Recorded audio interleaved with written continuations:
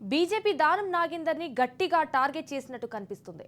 ఒక బీఆర్ఎస్ నుండి కాంగ్రెస్ వచ్చి ఏకంగా కిషన్ రెడ్డి మీదనే పోటీకి దిగడంతో బీజేపీ నాయకులు నేరుగా దానంను టార్గెట్ చేసుకుని మాట్లాడుతున్నారు. హైకోర్టుకు వెళ్లి అయినా సరే దానం మీద అనర్హత వేటు వేసేలా చేస్తాం, పార్టీ ఫిరాయింపులు చేసినా ఎవరిని వదలమంటున్నారు. అసలు బీజేపీలో ఏం చర్చ జరుగుతుంది? మా ప్రతినిధి స్వప్న అందిస్తుంది.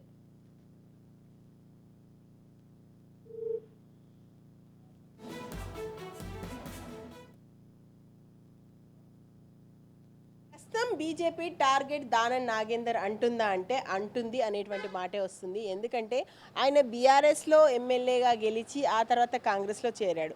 కాంగ్రెస్లో చేరడమే కాదు, ఎంపీగా పోటీ చేశాడు. ఎంపీగా చేయడమే కాదు, అంటే అక్కడ అప్పుడు కేంద్ర మంత్రిగా రాష్ట్ర అధ్యక్షుడిగా ఉన్నటువంటి కిషన్ రెడ్డి మీద పోటీ చేశాడు.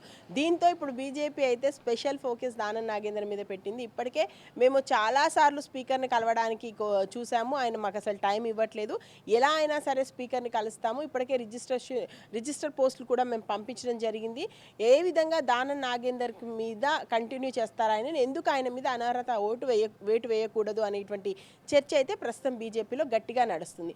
నిన్న మనకు బండి సంజయ్ మాట్లాడుతున్నప్పుడు కూడా దానం నాగేందర్ మా ఫస్ట్ టార్గెట్ అన్నట్టుగానే ఆయన మాట్లాడారు. ఎందుకంటే ముందు ఈయన మీద వేటు పడితే మిగిలిన అందరు కూడా, ఇప్పుడు కాంగ్రెస్ పంచినాయి మొన్న పెట్టినటువంటి మేనిఫెస్టో ప్రకారం కూడా మేము పార్టీ ఫిరాయింపుల్ని ఎట్టి పరిస్థితుల్లో కూడా సమర్థించము, ప్రోత్సహించము అని చెప్పారు.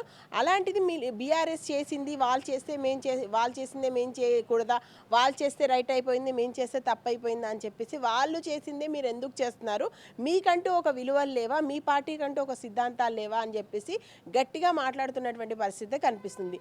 దీంట్లో ముందుగా అయితే దానం నాగేందర్ ఇష్యూకి సంబంధించి కావాల్సితే మేము హైకోర్టుకు కూడా వెళ్తాము, కోర్టులో అయినా పోరాడతాము, ఏంటి ఇది ఒక పార్టీకి సంబంధించి ఎమ్మెల్యేగా గెలిచిన వ్యక్తి మళ్ళీ ఒక పార్టీలోకి వెళ్ళి అక్కడ ఎంపీగా పోటీ చేసేటువంటి హక్కు అతనికి ఎవరు ఇచ్చారు, ఇలా ఎలా పడితే అలా ఎలా వెళ్తారు, ఖచ్చితంగా ఆయన మీద అనర్హత వేటు వేయాల్సిందే అనేటువంటి గట్టి పట్టు అయితే పడుతున్నారు.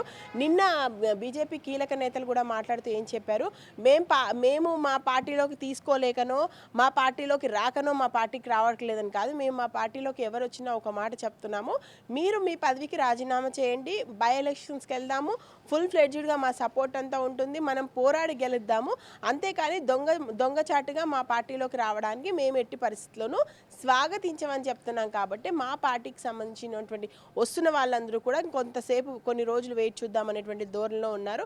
మాతో టచ్లో ఉన్నటువంటి నేతలు కూడా మేము ఇదే విషయం చెప్పడంతో మల్లగుల్లాలు పడుతున్నారు.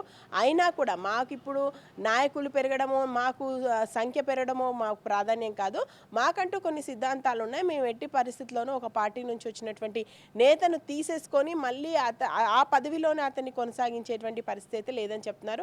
మేము ఈటల రాజేందర్ని ఆ విధంగానే తీసుకున్నాము, కోమటిరెడ్డి రాజగోపాల్ రెడ్డిని ఆ విధంగా తీసుకున్నాము, మిగతా వచ్చినటువంటి నేతలందరూ కూడా ఎవ్వరు కూడా మిగతా ఏదో ఒక పార్టీలో ఒక ప్రజాప్రతినిధిగా ఉన్న వాళ్ళని మేము ఎవరిని కూడా తీసుకోలేదు.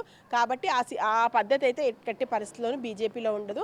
కాంగ్రెస్ ఇప్పటికైనా ఎవరైతే వచ్చారు, ఇప్పుడు ఇంతమంది ఇంకా ఎమ్మెల్సీలు మొత్తంగా వస్తున్నారు, ఎమ్మెల్యేలు వస్తున్నారు, ఇంకా అసలు పూర్తిగా బీఆర్ఎస్ ఖాళీ చేయిస్తామని చెప్పేసి ఏదో తప్పు చేయడమే కాకుండా అదేదో అద్భుతమైన ఘనకార్యం చేస్తున్నట్టుగా వాళ్ళని వాళ్ళు డప్ప కొట్టుకుంటున్నారు.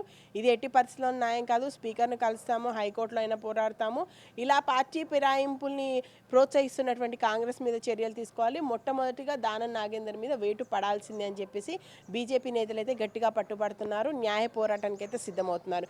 చూడాలి మరి ఓవరాల్గా ఇది ఎటు వెళ్ళి ఏ టర్న్ తీసుకుంటుందో. Vote studio.